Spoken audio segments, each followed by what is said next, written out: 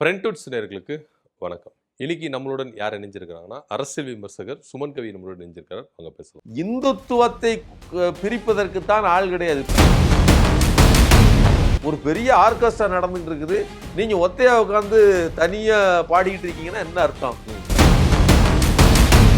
Congress Janata party பற்றி தெரியாதவர்களுக்கு இது செய்தி என்னவா போகும்னா, ஒரு பெரிய போராட்டம் நடக்குது, காங்கிரஸ் அதை செஞ்சுட்டு இருக்குது அப்படிங்கிற மாதிரி அவர்கள் புரிஞ்சுக்கிடுவாங்க.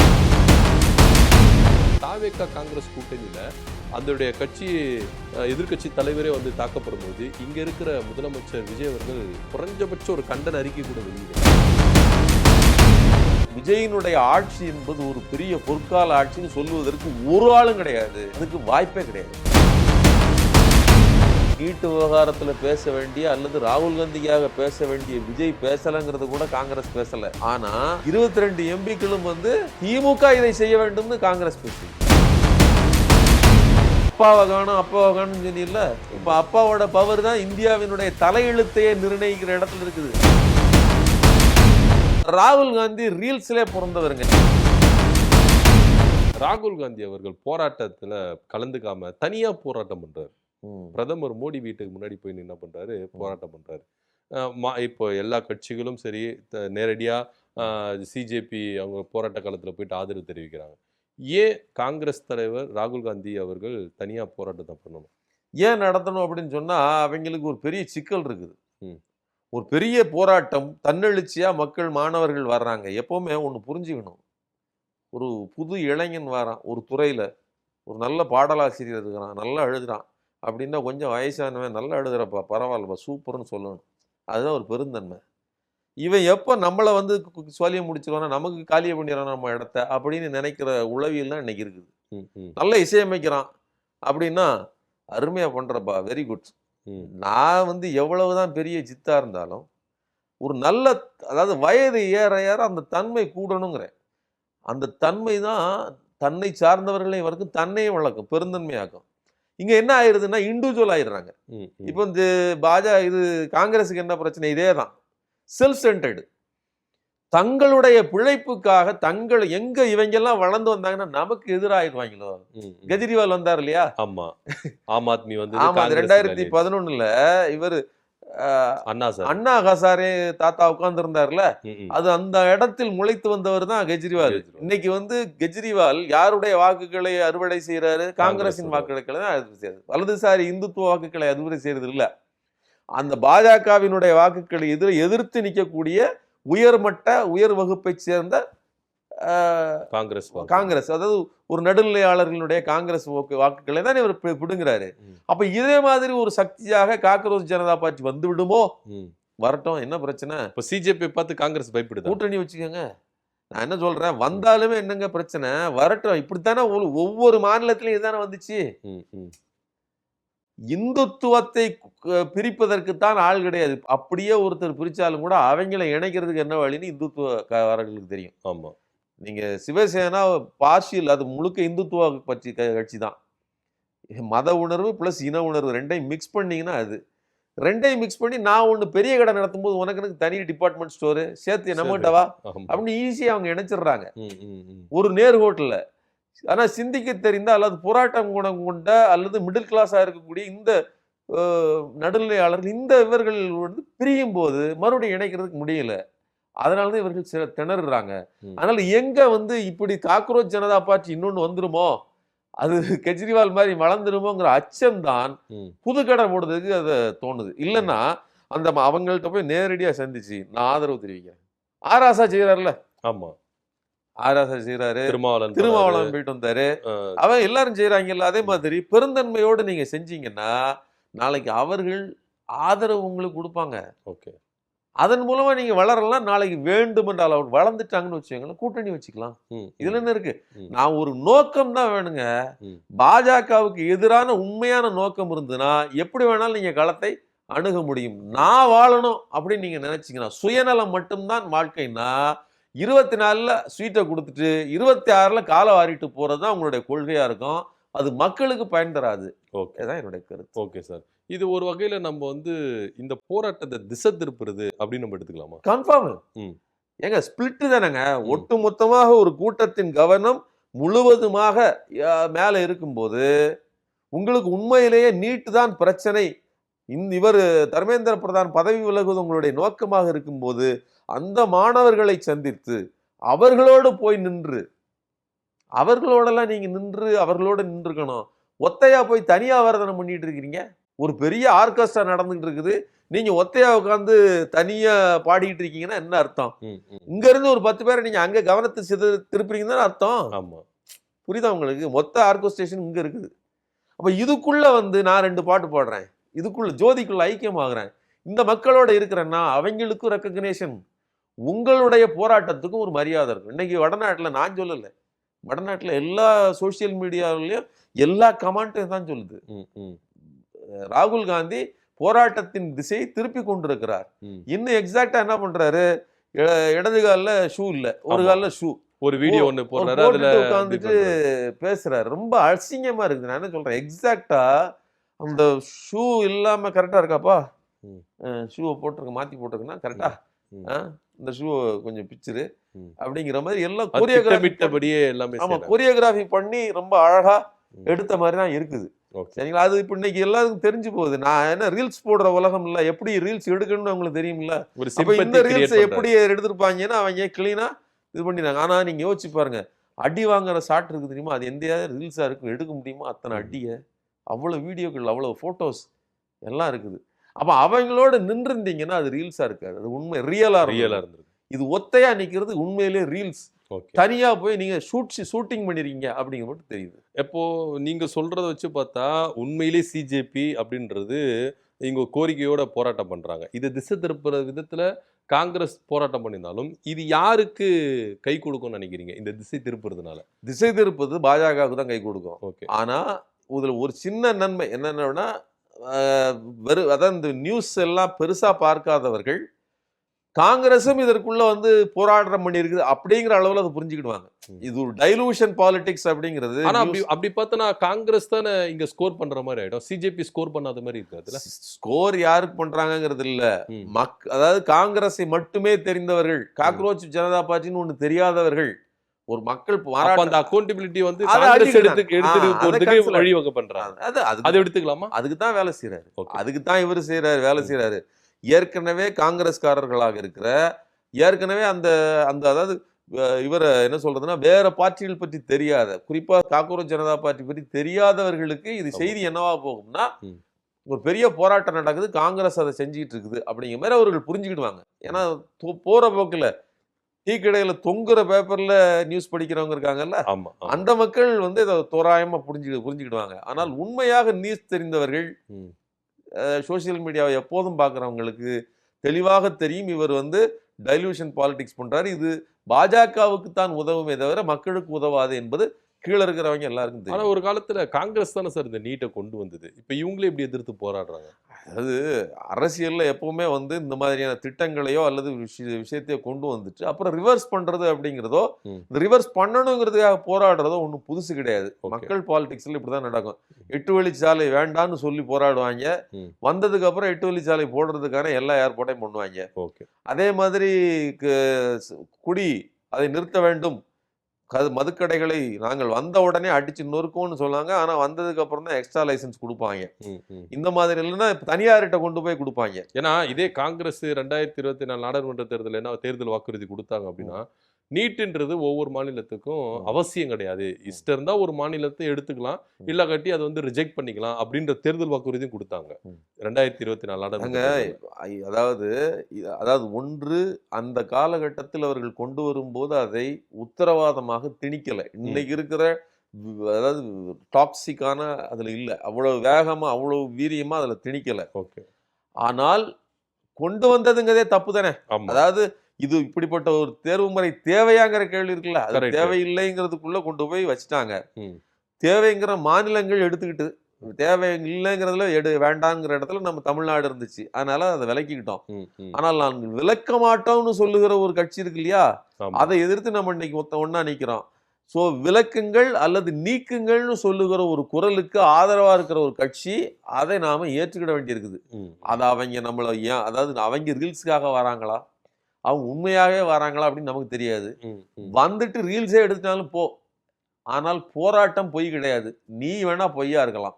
இதுதான் வந்து நான் சொல்ல வர்றது. ஓகே. அதனால நீ பொய்யா இருந்தா கூட போராட்டக்காரனோடு வந்து நின்று உன்னுடைய முகத்தை காட்டிக்கொள். ஆனால் தனியா நின்று ஆவர்த்தனம் செய்வது என்பது மக்களை ஏமாற்றுகிற வேலைங்கிறதா என்னுடைய கருத்து. Okay sir. இதெல்லாம் இப்படி இருக்கும்போது காங்கிரஸ் தலைவர் ராகுல் காந்தி அவர்கள் தாக்கப்படுறார். தமிழ்நாட்டுல இத பத்தி கொஞ்சம் கூட கவலை இல்லாம கூட்டணியில இருக்கிற பிரதான கட்சியான தாவேகா வந்து மௌனம் காக்குது. ம். ஏன்? ஏன்னா இதுவே திமுக கூட்டணியில இருந்தா இங்க வேற மாதிரியான ஒரு பிரதிபலிப்ப நம்ம பார்த்திருப்போம். திமுக காங்கிரஸ் கூட்டணியில இருந்திருந்தா. ஆனா தாவேகா காங்கிரஸ் கூட்டணியில அதனுடைய கட்சி எதிர்க்கட்சி தலைவரே வந்து தாக்கப்படும்போது, இங்க இருக்கிற முதலமைச்சர் விஜய் அவர்கள் குறைஞ்சபட்சம் ஒரு கண்டன அறிக்கை கூட வெளியிடலையே. விஜய்க்கு முதல்ல இந்த செய்திகள்லாம் தெரியுமா? அப்படிங்கிறதுல எனக்கு கிளாரிட்டியே கிடையாதுங்க. ஓகே. விஜய் ஒரு அரசியல்வாதியே கிடையாது. ம், ம். ஒரு அரசியல்வாதின்னா என்ன? அப் டு டேட் எல்லாவற்றுக்கும் உடனுடனே உடனே தகவல் ரியாக்ட் தெரியும். பண்ணணும். அது மௌனமாக இருந்தாலும் அந்த மௌனத்துக்கு ஒரு குறிப்பிட்ட கால அவகாசம் உண்டு. அந்த மௌனத்துக்கு கேள்விகள் வரும்போது அந்த மௌனம் கலைக்கப்படும். ம், ம். அதை மீறிய மௌனம் வருது அப்படின்னு சொன்னா அதுக்கான விளைவுகள் மோசமா இருக்கும். குரல் எப்படி எடுத்துக்கலாமா? ஸ்கிரிப்ட் எழுதி குடுக்குற விடுப்புல எங்கனா போயிருப்பாரு. எது எது வேணாலும் இருக்கலாம். நான் சொல்றது வந்து இப்ப எல்லாமுமே ஒரு டிபார்ட்மெண்ட்டுங்க. ஓகே. விஜயை பொறுத்தவரையிலும் அவர் வந்து காலையில ஒரு 9 மணிக்கு ஆஃபீஸ் கிளம்பி வருவாரு. கையில ஒரு டிஃபன் பாக்ஸோட வருவாரு. வந்து தலைமைச் செயலகத்துல சின்ன சின்ன ஃபோட்டோஸ் எடுப்பாரு. யாராவது பொம்மை கார் குடுத்தாங்கன்னா வச்சு விளையாடுவாரு. ம். வேற ஏதாவது பேட்டரி கார் கொண்டாந்து விட்டுருந்தாங்கன்னா அத ஓட்டி பார்ப்பாரு. அப்படியே ஏதாவது ரீல்ஸ் எடுத்துக்கிடுவாரு. திடீர்னு எங்கேயாவது போய் மருத்துவமனைக்கு போகணும்னு அவங்க ஏதாவது பண்ணணும்னா, அங்க போய் பெண்களோட எல்லாத்தையும் பா பரிசீலனை நடத்துற மாரி ரீல்ஸ் எடுத்துக்கிடுவாங்க. அதுக்கப்புறம் சாப்பிட்டுப்புட்டு வீட்டுக்கு கிளம்பி 6 மணிக்கு கரெக்ட்டா ஆஃபீஸ் விட்டு கிளம்புற மாரி கிளம்புவாங்க. என்ன ஒரு விஷயம்னா, இதுக்கு வந்து கூட்டிட்டு வர்றதுக்கு ஒரு பெரிய கான்வாய். ம், இந்த ம். கான்வாய பாதுகாக்கிறதுக்கு காலையில 9 மணிக்கு அவர் வர்றாருன்னு சொன்னா, 7:30, 8 மணில இருந்தே பனையூர் டு இந்த தலைமைச் தலைமைச் செயலகம் மொத்த ரோட்லயும் அந்த கடற்கரை ரோடு இருக்கு இல்லையா? அந்த மொத்த ரோட்டையும் பட்டினப்பாக்கம் ரோட்ட மொத்தத்திலயும் போலீஸு. அவ்வளவு போலீஸ் படை. முன்னாடியும் பின்னாடியும் அவ்வளவு போலீஸ் படை. ஓய்பிரிவு பாதுகாப்பு எல்லாம். இவ்வளோ பேரும் சாப்பிடாம கொள்ளாம அவங்க கிடப்பாங்க. இவர் கரெக்ட்டா உட்கார்ந்து எல்லாத்தையும் முடிச்சுட்டு வருவாரு. வந்து கையெழுத்து போட்டு நடிச்சு விட்டு போவாரே தவிர, ம், மக்கள் பிரச்சனைக்காக ஒன்றுக்கும் கரை கொடுக்காது. ஏன்னா இவருக்கு தெரியாது. ம். அவர்ட்ட தெரிஞ்சா தான் நம்ம கேட்கணும். ஓகே. நமக்கு இவருக்கெல்லாம் இதெல்லாம் தெரியுங்க. அவர் நியூஸ் பேப்பர் பார்த்தாரா? ம், ம். அல்லது அது செய்திகள வேற ஏதாவது ஒரு வகையில உள்வாங்குறாரா? எந்த இதுவும் கிடையாது. அதுக்குன்னு ஒரு டிபார்ட்மெண்ட் இருப்பாய்ங்க. இப்ப யாராவது கேள்வி கேட்டீங்கன்னா, உடனே அதுக்கு ஒரு ஆள் வச்சிருப்பாய்ங்க. அவைங்க ஒரு அறிக்கை விடுவாங்க. இந்த அறிக்கைங்கிறது விஜயினுடைய கன்ஃபர்மேஷன்ல இருந்து வருதா? அப்படின்னா கிடையாது. ம், அப்படி இருக்கிறதுக்கு வாய்ப்பு இல்ல. ம், ம்.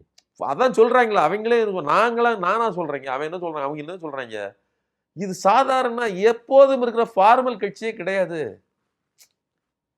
ஃபார்மலா நீங்க ஒரு கட்சி நடத்துறீங்கன்னா, உங்களுக்கு இதெல்லாம் தெரிஞ்சிருக்கணும். அப்படிப்பட்ட ஒரு கட்சி நாங்கள் தமிழ்நாட்டுக்கு ஆபத்து விளைவிக்குமா? நன்மை பயக்குமா? நீங்க தான் இப்ப சொல்லணும். ம். இப்போ நீங்க நன்மை அடைஞ்சிட்டீங்களா? என்ன நன்மை இருக்குது? இல்ல. இதுவரைக்கும் 3 திட்டங்கள் ஒண்ணும் வேண்டாங்க. ஜல் ஜீவன் திட்டத்துக்கு நிதி வந்து ரத்து பண்ணியாச்சு. 50% நீங்க தான் போடணும். மற்ற மாநிலங்களுக்கெல்லாம் 90% நிதி போடுறான். தண்ணி பைப் குடுக்குறதுக்கு. ஏன்னா, அதெல்லாம் ஏழை நாடுகள் மாநிலங்கள்ங்கிறான். ம், ம், ம். இங்க 50%. இந்த 50%க்கு ஆகுற செலவு ஒரு 3000 கோடி ரூபாய். அடுத்து ஜீராம்ஜி திட்டத்துக்கு, அதாவது பழைய மகாத்மா காந்தி ஊரக வேலைவாய்ப்பு திட்டம் இருக்குல்ல, ம், ம், அதுக்கு 60% நிதிய நாங்க குடுப்போம். 40 நீங்க கட்டணும். ம். அப்படின்னு சொல்லி தலையில மாநிலங்கள மேல கட்டியாச்சு. அதனால ஏற்படக்கூடிய ஒரு 5000 கோடி ரூபாய். ம். இது எல்லாமும் சேர்த்து, அதுபோக அ கல்வி நிதி இது எல்லாத்தையும் சேர்த்தீங்கன்னா, கிட்டத்தட்ட ஒரு 12,000 கோடி ரூபாய் இந்த 50, 60 நாள் விஜயினுடைய ஆட்சியிலேயே நாம தமிழ்நாடு தலையில விழுந்துருச்சு. நீங்க சொல்றத பார்த்தா இந்த வடிவேலு சத்யராஜ் காமெடி தான் வருது. ஒரு தியேட்டர்ல உட்காந்துன்னு மாசம் மாசம் எனக்கு எவ்வளவு தரணும் சம்பளம் அப்படின்னு சொல்ற மாரி, மாசம் மாசம் நீ எனக்கு இவ்வளவு தரணும் அப்படின்ற மாதிரி தான் இருக்குது. ஆமா. இப்போ இவ்வளவு பணத்தை ம், கிட்டத்தட்ட 10,000 கோடி ரூபாய். இந்த 10,000 கோடி ரூபாய் எந்த லஞ்ச ஆபீஸ்ல எங்க போய் சுற்றி வளைச்சு பிடிச்சாலும் 10,000 கோடி ரூபாய் தேராது உங்களுக்கு. ம், ம், ம். 1,00,000 பிடிச்சாங்க, 2,00,000 பிடிச்சாங்க. இதெல்லாம் ரீல்ஸ் போடுறதுக்கு உதவும். சார் அப்படி புடிச்சா கூட யார்கிட்ட இருந்து புடிச்சாங்கன்ற டீட்டெயிலே வரல. டீட்டெயில் கிடையாது. ஒண்ணு டீட்டெயில் கிடையாது. நான் இன்னொன்னு சொல்றேன். பிரைப் வேற, ஊழல் வேற. ம், ம், ம். ஊழல்ங்கிறது இவங்க திட்டமிட்டு பண்ணுகிற அந்த ஊழல் இருக்குல்ல, இன்னைக்கு நடந்த நான் சொன்னதெல்லாம் ஊழல். ம். ஊழல் மட்டும் இல்ல, பெரும் சுமை. நம்ம மேல தலையில இறக்கிட்டாங்க. இந்த 60 நாள்ல நடந்த மிகப்பெரிய மாற்றம். விஜய்க்கு அதை பத்தி எந்த அக்கறையும் கிடையாது. விஜய் என்ன செஞ்சுட்டாரு, அதுல பொண்ணு ரேட்டை குறைச்சிட்டாரு, இதுல ரேட்டை குறைச்சிட்டாரு. இது எதுல வந்து நிக்கும் அப்படின்னா, கடைசியில நம்ம ரோட்ல வந்து நிக்கிறதெல்லாம் நிக்கும். அப்ப அதனால விஜயினுடைய ஆட்சி என்பது ஒரு பெரிய பொற்கால ஆட்சின்னு சொல்லுவதற்கு ஒரு ஆளும் கிடையாது. ஓகே. அதுக்கு வாய்ப்பே கிடையாது. கூட்டணியில இருக்கிற காங்கிரஸ் கூட இங்க வந்து தாவேக்காவை எதிர்க்கவே மாட்டேங்கிறாங்க. ஏன்னா ஒரு அதாவது ஒரு தலைவர் தாக்கப்படுகிறார் அப்படின்னும் போது நீங்க ஏங்க வந்து ஒரு குரல் கூட கொடுக்கல அப்படின்னு காங்கிரஸ் வந்து தாவேக்காவை நெருக்கடி கொடுக்கிற மாதிரி கூட நம்ம பார்க்க முடியலையே. நான் அதான் முதல்ல சொன்னேன். ம். பாசிஸ்டுகளுக்கு வலதுசாரிகளுக்கு ஒரு தன்மை இருக்குது. ம். மேலிருந்து வருகிற கட்சிகள்னு ஒரு வார்த்தை சொன்னது இல்லையா? ஆமா ஆமா. மேலிருந்து வருகிற கட்சிகளுக்கு அவர்கள் எவ்வளவு அராஜகம் பண்ணினாலும் மக்களுக்கு பதில் சொல்லணுங்கிற அவசியம் இல்லை. மக்களை வென்றெடுக்க வேண்டிய அவசியம் இல்லை. ஓகே. 40 பேர் செத்தாலும் சரி நான் பார்க்காம ஓடி வந்துருவேன். இன்னைக்கு பாருங்க அபிஜித் என்ன சொல்றாரு, நான் இதற்காக வருத்தப்படுகிறேன், என்னை பொறுப்பேற்றுக்கிறாரு. இந்த ரெஸ்பான்சிபிலிட்டி உங்களுக்கு கிடையாது. செத்தாலும் பரவாயில்லன்னு மக்களும் ஓட்டு போடுவாங்க அல்லது ஓட்டு போட வைப்பாங்க. இருக்கிற மீடியாக்கள் எல்லாம் அப்படியே ஃபோக்கஸை ஒரே பக்கம் திருப்பி போட வச்சிருவாங்க. நம்ம கையாலேயே ஓட்டு போட வச்சிருவாங்க. அதனால அது மேல ஒரு சொகுசு இருக்குது. கீழே இருக்கிறவங்க கீழே இருந்து வருகிற இது ரிவர்ஸ் ப்ராசஸ். கீழே இருந்து வளர்கிற கட்சிகளுக்கு அது வாய்ப்பு இல்லை. அப்போ மக்கள் பிரச்சனைக்காக அது பதில் சொல்லிட்டே இருக்கணும். அப்போ கம்யூனிஸ்டோ அல்லது திமுகவோ அல்லது இதர கட்சிகளோ சிறு கட்சிகளோ கீழிருந்து வருகிற கட்சிகள் எல்லாம் மக்கள் பிரச்சனைக்கு பதில் சொல்லணும். அது திருமாவுக்கு உண்டு அந்த பிரச்சனை. ஆனா விஜய்க்கு கிடையாது. நாளைக்கு ஏன் நீங்க அம்பேத்கர் சிலைக்கு வந்து நீங்க குரல் கொடுக்கலன்னு திருமாவை கேள்வி கேட்போம். விஜய் கேள்வி கேட்க மாட்டாங்க. புரியுதா உங்களுக்கு? ஏன் அப்ப அவர் வந்து நான் இதற்கெல்லாம் போராடி இருக்கிறேன், அதற்கெல்லாம் செஞ்சிருக்கிறேன், இதெல்லாம் பேசியிருக்கிறேன், இன்னும் கூடுதலா அம்பேத்கர் தலித்துகளுக்கு மட்டும்தான் தலைவரா, ஏன் உங்களுக்கும் இல்லையா, இப்படிலாம் தான் பேச முடியுமே தவிர அவர் பேசி ஆகணும். விஜய்க்கு அப்படி அவசியம் கிடையாது. ஜெயலலிதா என்னைக்காவது பதில் சொல்லிருக்காங்களா? கிடையாது. மோடி எதுக்காக பதில் சொல்லிருக்காரா? கிடையாது. விஜயும் கிடையாது. அது அவசியம் கிடையாது. எல்லாம் மேலிருந்து நடக்கும் ஆசீர்வாதத்தில். Okay sir. கடைசியா ஒரே ஒரு கொஸ்டின் சார். இப்போ இந்த சிச்சுவேஷன்ல இங்க இருக்கிற காங்கிரஸ் நிர்வாகிகள்லாம் நம்ம ஏன்டா திமுக கூட்டணியிலிருந்து வெளியே வந்தோம் அப்படின்னு யோசிப்பாங்கன்னு உங்களுக்கு தோணுதா? இல்ல, காங்கிரஸுக்குள்ளேயுமே 2 பிரிவு இருக்குது. அது வந்து வலதுசாரி தன்மை கொண்ட ஒரு பிரிவு. இன்னொரு பிரிவு தமிழ்நாட்டை சொல்றேன். அது ஒன்றிய அளவில் நமக்கு தெரியாது. தமிழ்நாட்டுக்குள்ளே இருக்கக்கூடிய இன்னொரு பிரிவு வந்து இடதுசாரி தன்மை கொண்டது. அதாவது திமுகவோடு இணைந்திருப்பதுதான் ஒரு சரியான அரசியல். அவர்கள் தான் உண்மையிலேயே பிரச்சனைகளின் போது நம்மோடு நிற்பார்கள். இன்னைக்கும் உங்களுக்கு தெரியும், நீங்க வந்து டீமுனல் லிமிடேஷன் மசோதா வருதா, 22 எம்பிக்கள் நீங்கள் கொடுக்கணும், நீங்க வந்து ஸ்திரமா இருங்கன்னு ப. சிதம்பரம் பேசுறாரு. அவர் அங்க ஜெயராம் ரமேஷ் பேசுறாரு. யாருக்கிட்ட? அவர் வேற யார்ட்டையும் கேள்வி கேட்கல. அல்லது ஒரு ஆதரவை கூட ஒரு என்ன சொல்ற ஒரு மாரல் சப்போர்ட்டை கூட விஜய் கொடுக்கல. சரிங்களா? நான் இந்த விவகாரத்தில் நாங்கள் கடுமையாக காங்கிரஸுக்கு ஆதரவு ஒன்றும் கிடையாது. ஆனா அதாவது நீட்டு விவகாரத்துல பேச வேண்டிய அல்லது ராகுல் காந்திக்காக பேச வேண்டிய விஜய் பேசலைங்கிறது கூட காங்கிரஸ் பேசல. ஆனா 22 எம்பிக்களும் வந்து யாரு திமுக இதை செய்ய வேண்டும்னு காங்கிரஸ் பேசுது. அப்ப எதுக்காக சொல்றேன்னா, அவர்களுக்கு அந்த உணர்ச்சி நிலை இருக்குது. அப்பாவை காணும் சொன்னீங்கல்ல, இப்ப அப்பாவோட பவர் தான் இந்தியாவினுடைய தலையெழுத்தையே நிர்ணயிக்கிற இடத்துல இருக்குது. அப்பாவினுடைய பவர். இவங்க கூட்டணியில் இருக்கக்கூடிய காங்கிரஸே அதை ஒத்துக்கொள்கிறது. நீங்கள் எதை தீர்மானிக்கிறீர்களோ அதை இப்படி தீர்மானிங்கள். நீங்க சொல்ல வேண்டிய அவசியம் இல்லை. திமுகவுக்கு பாடம் நடத்த வேண்டிய அவசியம் காங்கிரஸுக்கு இல்லை. காங்கிரஸை விட தீவிரமாகவும் தெளிவாகவும் திமுக தமிழ்நாட்டு நலனுக்காகவும் மக்கள் நலனுக்காகவும் இயங்கக்கூடியது. சரிங்களா? ஆனால் நீங்க கூட்டணியில் இருக்கக்கூடிய விஜய்கிட்ட நீங்க அந்த மாற்றத்தை எதிர்பார்க்க முடியாது. ஆனால் இப்போ மாணிக்கம் தாகூர் இருக்கிறாரு, அல்லது இன்ன பிற நபர்கள் இருக்காங்க. இவர்களுக்கெல்லாம் எந்த ஒரு இழப்பாவது தெரியுமா? இந்த பிரச்சனையில தான் நான் வந்து மாநில தலைவராகவே ஆயிருக்கேன், இன்னும் நாசமா போனா பரவாயில்ல அப்படின்னு நினைக்கக்கூடிய எண்ணம் தான் இவர்கள்ட்ட இருக்குமே தவிர, அல்லது பிரவீன் சக்கரவர்த்தி நீங்க எதையாவது எதிர்பார்க்க முடியுமா? அவர்கள் நலனுக்காக தான் வேலை செய்வாங்க. அதனால மக்கள் நலன்கிற ஒரு எண்ணம் உள்ள ஒரு ஜனநாயகத்தன்மை உள்ள காங்கிரஸ் உள்ள இருக்குது. அவர்களுக்கு ஆரம்பத்துல இருந்தே அந்த எண்ணம் இருக்குது. நீங்க வந்து முன்னாள் தலைவர் செல்வ பெருந்தகையா இருக்கட்டும் அல்லது கோபண்ணாவா இருக்கட்டும், துணைத் தலைவராக இருக்கட்டும், யாரா இருந்தாலும் திமுகவோட இருக்கணும் தான் விரும்புனாங்க. இப்பவும் விரும்புறாங்க. அது அவங்களுக்கு தெரியும் எது உண்மையான அரசியல், எது போலின்னு. ஏன்னா இந்நேரத்துக்கு திமுக கூட்டணியில இருந்தா இங்க இருக்கிற வேற மாதிரி சம்பவங்கள்லாம் நடந்து. ராகுல் காந்தி ரீல்ஸ்லயே பிறந்தவருங்க. அவர் என்ன பண்றாரு, இங்கோடி காலை உருவிட்டு காலை வாரிட்டு அங்கோடி போய் உட்காந்து நான் திருநீலகண்டன் என் கழுத்திலேயே எல்லா விமர்சனத்தையும் தாங்கிட்டு இருக்கோ, முதுகுல குத்தி உண்மையிலேயே விஷத்தை புல்லா அவர் தான் முழுங்கிட்டு இருக்கிறார். யாரு? ஸ்டாலின். அவர் தான் உண்மையிலேயே திருநீலகண்டன். அவரை விட்டுட்டு நீங்க புராண கதையெல்லாம் எங்களுக்கு பாடம் எடுத்துட்டு இருக்கீங்கிறது ரொம்ப அபத்தமானது. உண்மையிலே சொல்றேன், காங்கிரஸுக்கு ஒரு நல்ல தலைமை இல்லைங்கிறத ராகுல் நிரூபிச்சுட்டு இருக்காரு. ஓகே சார், உங்க நேரத்தை ஒதுக்கி எங்களோட இணைந்தமைக்கு ரொம்ப நன்றி.